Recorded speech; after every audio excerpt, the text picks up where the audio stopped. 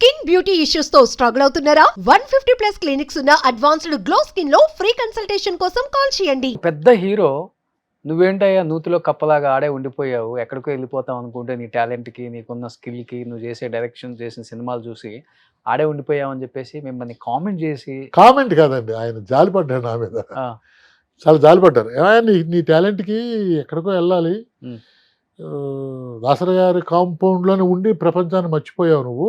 ఉమ్, అంటే బయటకు కూడా వచ్చుంటే నీ పరిస్థితి వేరేగా ఉండు. ఆ, నీ ఎటువంటి సినిమా ఇచ్చావు, నువ్వు ఇచ్చిన సినిమా మాటలు కాదు, ఆ తర్వాత చేసిన సినిమాలు కూడా మంచి సినిమాలు చేసావు, బట్ నీకు పిఆర్ లేదయ్యా, కరెక్ట్ పిఆర్ లేదు నీకు, దానివల్ల ఎప్పుడైనా కరెక్ట్గా వెళ్ళు, బయలుదేరు, జాగ్రత్తగా ఉండు అని అన్నారు ఆయన పెద్ద ఆయన. ఉమ్, ఉమ్. కానీ మీ దగ్గర అసిస్టెంట్ డైరెక్టర్లు చేసిన సుకుమార్ గారు ఈరోజు pan India director, and Bommarillu Bhaskar గారు కూడా మీ దగ్గర అసిస్టెంట్ డైరెక్టర్. అవునండి. ఇలా గురువు అది ఉంటుందా, గురు శిష్యుల బంధం, ఫోన్ లో మాట్లాడుకోవటం, అంటే పుష్ప లేదు ఇంత సార్. పెద్ద హిట్ కొట్టిన తర్వాత వచ్చి కలవటం, ఆ ప్రేమ ఉందా మీ మధ్య? అంతకు ముందు ఏంటంటే దాసరి గారి దగ్గర చేసిన ప్రతి ఒక్కళ్ళు ఏ సినిమా చేసినా ఆయన దగ్గరికి వెళ్ళేవాళ్ళు. అవునండి. కోడి రామకృష్ణ గారు, కోదండ రామరెడ్డి గారు, రాఘవేంద్రరావు గారు, ఆ బాండింగ్లు వేరు డైరెక్టర్ల మధ్య. అవునండి. అవును. సముద్ర గారు, లేకపోతే పిసి రెడ్డి గారు, బాగుండేది. ఆ తర్వాత ఉందా సార్ అది? లేదు సార్, ఇప్పుడు లేదు. ఆ. ఇప్పుడు అది లేదండి. ఈయన అంటే సార్, ఇప్పుడు సినిమా అనే దానికి అర్థం మారిపోయింది సార్. ఉమ్, ఇంతకు ముందు ఒక గురువు, ఉమ్, అతని దగ్గర మనం నేర్చుకున్నాం. ఉమ్, నేను ఎవరి గురించి చెప్పట్లేదండి, మొత్తం టోటల్ ఇండస్ట్రీ గురించి చెప్తున్నా. వాళ్ళ దగ్గర నేర్చుకున్నాం కదా, ఒకసారి పలకరించవచ్చు, తప్పేంటి అనేది ఇంతకు ముందు వాళ్ళకు ఉండేదండి. ఉమ్, ఉమ్, ఇప్పుడు ఏంటంటే యూట్యూబ్లో నేర్చుకోవచ్చు, షార్ట్ ఫిల్మ్ తీసి డైరెక్టర్ అవును. అవ్వచ్చు. ఇప్పుడు యూట్యూబే గురువు, సెల్లే గురువు. ఉమ్. ఒకవేళ ప్రాక్టీస్ కోసం ఒక దగ్గర పనిచేసిన ఒక సినిమా చేసాం పెద్ద అన్నట్టుగా ఉంటున్నారో ఏంటో తెలియదు కానండి, ఇంతకు ముందు ఉన్న ఆప్యాయతలు లేవు. ఓకే. కానీ సుకుమార్ గారికి నాకు మాత్రం ఆప్యాయతలు ఉన్నాయండి. ఓకే. ఏ సినిమాకి క్షేమంగా వెళ్ళి లాభంగా రండి అసిస్టెంట్ డైరెక్టర్? చేశాను. తర్వాత నేను పుష్పకు ముందు ఒక ఫంక్షన్లో కలిస్తే ఆయన వదిలిపెట్టలేదు. 2-3 ఒక 10 నిమిషాలు అలాగే నిలబడి మాట్లాడుకున్నాం. తర్వాత ఫోన్లో ఒకసారి అనుకోకుండా నేను రాజమండ్రిలో ఉంటే పక్కన ఒక ఆయన మాట్లాడుతుంటే, పక్కనే ఉన్నారు రాజా గారు అంటే ఒకసారి ఇవ్వండి అంటే మాట్లాడటం జరిగింది. మొన్న ఒక పుష్ప పుష్పకి నేను సినిమా చూసి వచ్చిన వెంటనే ఆయనకి ఫోన్ చేశాను, కంగ్రాచులేషన్, చాలా బాగుంది, ఎక్స్ట్రాడనరీ ఉంది. ఆయన కూడా చాలా హ్యాపీ ఫీల్ అయ్యాడు. తర్వాత మీ ఇద్దరం కలిసి ఒక చిన్న పని మీద వెళ్తే ఒక 45 నిమిషాలు ఇద్దరం కూర్చొని మాట్లాడుకున్నాం. ఉమ్, చిన్న ఇష్యూ మీద వెళ్తే మాట్లాడుకున్నాం. ఉమ్, ఇలాగా మా ఇద్దరి మధ్యన గురు శిష్యులు పక్కన పెట్టేస్తే ఫ్రెండ్షిప్ మాత్రం అలాగే ఉందండి. ఓకే. ఫ్రెండ్షిప్ అంటే గురు శిష్యులు లేరు సార్ ఇప్పుడు, అసలు ఆ మాట తప్పు. ఇప్పుడు ప్రజెంట్ జనరేషన్కి వాడు నా గురువు అనేది లేదు. ఉమ్. కానీ అలా ఫీల్ అవుతున్నారా? ఎవరు- అలా ఫీల్ అవుతున్నారా అసిస్టెంట్ ఆ గురువులు ఏమన్నారండి? అదేలే, అంటే సార్ పూర్వం అంటే నేను అనిల్ కుమార్ గారి దగ్గర 4 సినిమాలు చేశాను, శరత్ గారి దగ్గర 4 సినిమాలు చేశాను, వాళ్ళు గురువులు అని చెప్పుకుంటాయి. ఒక సినిమా తీసి అంటే చెప్పాను కదా మీకు, గురువు సెల్ అయిపోయింది, గురువు యూట్యూబ్ అయిపోయినప్పుడు ఇంకో సినిమా చేసిన వాళ్ళ గురించి జనరల్గా మన ఆశించడం కూడా తప్పేమో. ఓకే. అంతే కదా సార్. ఉమ్, ఉమ్, ఉమ్. ఇప్పుడు ఓకే, నీకు అంత బాగుంది కదా, నాకు ఒకటి మాత్రం కన్ఫర్మ్ అండి, ఎవరు విన్నా నా దగ్గరికి క్షేమంగా వెళ్ళి లాభంగా రండికి పనిచేసిన వాళ్ళు అందరూ కూడా డైరెక్టర్లు అయ్యారు. ఉమ్. హ్యాట్స్ ఆఫ్, ఇంకెంతకంటే నాకేం కావాలి. సూపర్. ఇది కాకుండా ఇంకో 3 డైరెక్టర్లు అయ్యారు నా దగ్గర తర్వాత అప్రెంటిస్గా చేసిన వాళ్ళు. ఓకే. ఎవరెవరు? ఇప్పుడు ప్రసన్న తెలుసు కదా మీకు, అవును, మన జబర్దస్తి ప్రసన్న రైటర్ తెలుసు అండి. తెలుసు తెలుసు. అతను నా దగ్గర చేసింది ఒక్క సినిమా అయినా 100 సినిమాలు చేసినట్టు రెస్పెక్ట్ ఇస్తాడు తను నాకు. ఉమ్. ఏంటో తెలియదు, అంటే ఆయన చేరిన టైం ఎటువంటిదో మాకు తెలియదు. ఉమ్, ఉమ్. అలా కిషోర్ రెడ్డి అని చెప్పి ఒక సినిమా చేశాడు సార్, మన దిల్ రాజు గారి సినిమా చేశాడు. ఓకే. అతను కూడా నా దగ్గర అప్రెంటిస్ రైటర్గా నా దగ్గరికి వచ్చాడు. ఎవరు? ఆకెళ్ళ వంశీ. ఓకే.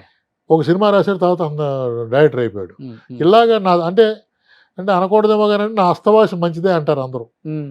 మన దగ్గర పనిచేసిన వాళ్ళు 7-8 డైరెక్టర్లు ఉన్నారు, దాంట్లో నెంబర్ 1లో ఉన్నారు, 2-3 ఉన్నారు.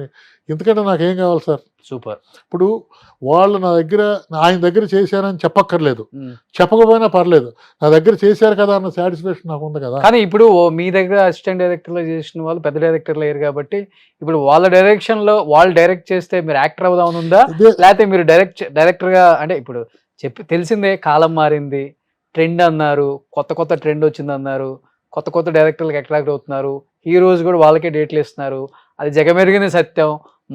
మార్కెటింగ్ కోసం నార్త్ వాళ్ళ నార్త్ యాక్టర్స్ని పెట్టుకుంటారు, సౌత్ వాళ్ళని మలయాళం యాక్టర్స్ని పెట్టుకుంటున్నారు. ఆ ట్రెండ్ వచ్చేసింది. ఉన్న యాక్టర్లకు కూడా పెద్దగా స్పేస్ లేదు, సీనియర్ యాక్టర్స్ కూడా. ఇప్పుడు కొత్తగా చెప్పాలంటే మీలాంటి వాళ్ళకి కొంచెం మంచి కొంత స్పేస్ ఉంది ఇక్కడ. అవునండి, అవును. డెఫినెట్ గా మా గురువు గారు ఇప్పుడు యాక్ట్ చేస్తున్నారు. ఒక సముద్రకని గారు, లేకపోతే ఒక ఎస్జే సూర్య గారు, డైరెక్టర్లు అందరూ యాక్టర్లు అయిపోయారు. ఇప్పుడు మీరు అవుతారంటే కూడా రెడ్ కార్పెట్ వేస్తారు.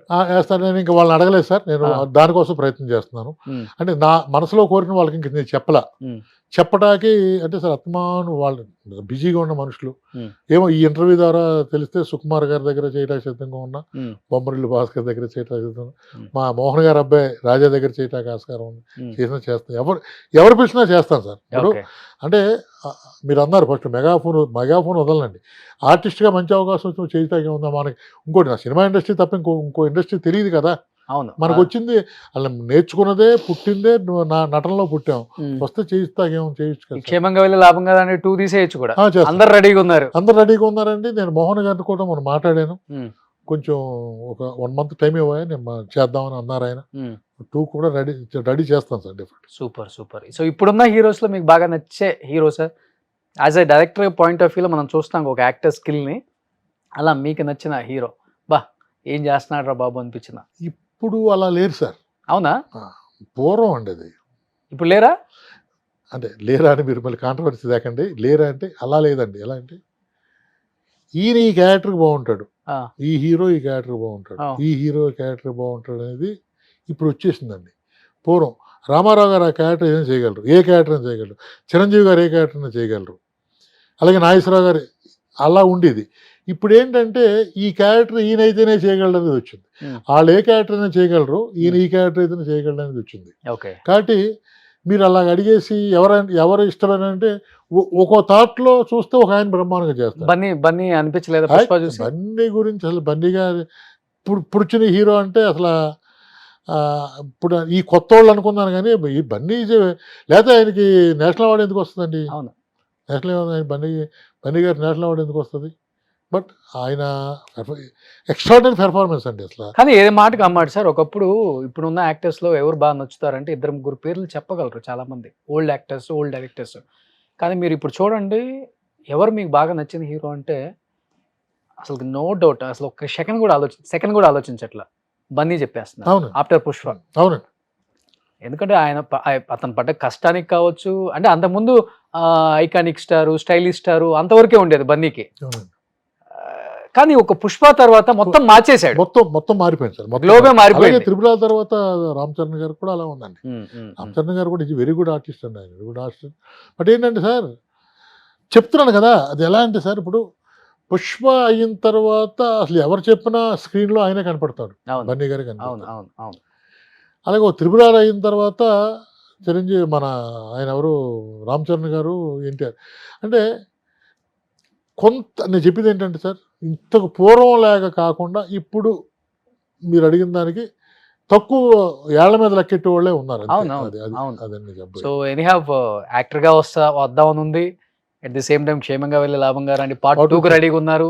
డైరెక్షన్ కి చేయడానికి ఇంకా మంచి ఎనర్జీ ఉంది. ఆ స్ట్రెంత్, దేవుడు ఆరోగ్యం బాగా నిండుగా ఇచ్చారు మీకు. 60 దాటినా బాగా మెయింటైన్ చేస్తున్నారు సార్. కొంచెం పొట్టొచ్చింది అంతేగాని తప్పదండి, అది ఏదొచ్చినా తీయచ్చు కానీ పొట్టం తీస్తే మొహం కూడా వీక్ అయిపోతుంది. అవును. సో ఇలానే హ్యాపీగా, సంతోషంగా, ఆరోగ్యంగా ఉండాలని మనస్ఫూర్తిగా కోరుకుంటూ, మళ్ళీ బిగ్ స్క్రీన్ మీద యాజ్ యాక్టర్ గా మిమ్మల్ని చూడాలని చాలా మంది వెయిట్ చేస్తున్నారు. అలానే మేము కూడా వెయిట్ చేస్తున్నాం. సో మంచి డైరెక్టర్ గా మళ్ళీ ఆల్రెడీ ప్రూవ్డ్ డైరెక్టర్, మళ్ళీ సినిమాలు చేయాలని మనస్ఫూర్తిగా కోరుకుంటున్నాను sir. Thank you so much. ఏం చెప్పాలనుకుంటున్నారు లాస్ట్ అండ్ ఫైనల్ గా ఆడియన్స్ కి అండ్ సినిమా ఇండస్ట్రీకి? చెప్పే అంత పెద్దోడిని కాదు కానండి, ఈ ఇంటర్వ్యూ ద్వారా నేను చేసిన నా దగ్గర డైరెక్టర్, అదే నాకు తెలుసున్న డైరెక్టర్లు కానీ, అయితే ఎవరన్నా రాజా ఆర్టిస్ట్గా చేద్దాం అనుకుంటున్నాడు కాబట్టి ఈ క్యారెక్టర్ అయితే అది నచ్చుద్ది అనుకుని మీ ఇంటర్వ్యూ ద్వారా పిలిస్తే మాత్రం చాలా హ్యాపీ చేస్తాను. కానీ మిమ్మల్ని ఒక ప్రశ్న అడగాలనుకుంటున్నాను. చెప్పండి. మీరు హీరో ఎందుకు చేయట్లేదు? ఎందుకు సార్? నాకెందుకు, నేను హ్యాపీగా ఉంటాను, మీకు ఇష్టం లేదా? హీరో క్వాలిటీస్ ఉన్నాయి మీకు, ఎందుకు హీరో చేయట్లేదు? ఉంటే ఇస్తే నేను పిలిస్తే దేవుడు ఇచ్చాడు మంచి క్వాలిటీ, చాలా మీరు అన్నట్టుగా దేవుడు మంచి క్వాలిటీ ఇచ్చాడు, థ్యాంక్స్ చెప్తా ఆయనకి. హ్యాపీగా ఉన్నాను సార్. అంటే హీరోలు అందరూ హ్యాపీగా లేరని మీ ఉద్దేశం? కొంతమంది ఉంటారు, కొంతమంది ఉన్నారా? ఇప్పుడు అలాగే మీలా కూడా కొంతమంది ఉన్నారు, అందరూ ఉండరు కదా, అవునా కదా? Of course. అని నేను ఎందుకు అడిగానంటే సార్, మీరు డి హీరోగా డెఫినెట్గా బాగుంటారు, ఓకే. పిలిస్తే వస్తారా? ఇప్పటికైతే ఇంట్రెస్ట్ లేదు సార్. ఓకే, అది సో మీడియా నేను చాలాసార్లు ఈ ఇంటర్వ్యూకి రాకముందే అనుకున్నాను, రోషన్ డెఫినెట్గా ఆర్టిస్ట్గా చేయొచ్చు, ఈయన అవును, ఎందుకు చేయట్లేదు అని అనుకున్నాను, నాకు ఒక 100 మూవీస్ దాకా ఆఫర్స్ వచ్చాయి సార్, కానీ చేయలేదు. మంచి క్యారెక్టర్స్, కానీ అన్నిట్లకి నేను రిజెక్ట్ చేశాను. వద్దు, ఇప్పుడు ప్రశాంతమైన జీవితం నాది, ఒక మంచి ఈ ప్రొఫెషన్లో ఒక మంచి గౌరవం ఉంది సొసైటీలో నాకు.